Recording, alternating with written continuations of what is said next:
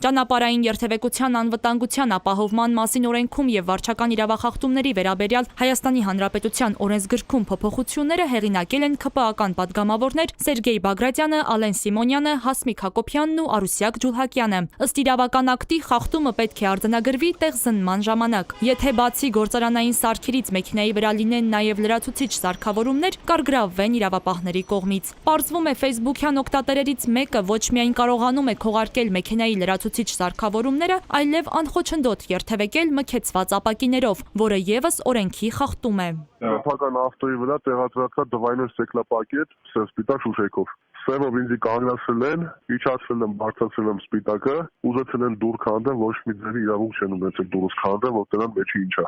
Եթե ասում մոտավորապես մի 10 օր առաջվա բան։ Հիմա Հայաստանի Հանրապետությունում ժամանակ առ ժամանակ վարորդները իրենց ապակիները մքեցնում են։ Ժամանակ առ ժամանակ ոստիկանությունը հսկողությունը ուժեղացնում է եւ նորից իրավախախտումների քանակը ավելանում են։ Օրինակի համար ես մեր ունեցած բողոքների իմ տվյալներով ասեմ, ես վիճակագրություն չունեմ, բայց 6 ամսից շարունակա մենք դիմապակու բողոք չունենք, որ ոստիկանը բան արա կանգնացրել եւ արձանագրել։ Վերջի մի ամիսը այնքան էր շատացել, չեք պատկերացնում, շաբաթը 3 հոգի մեզ դիմում էր այդ հարցով։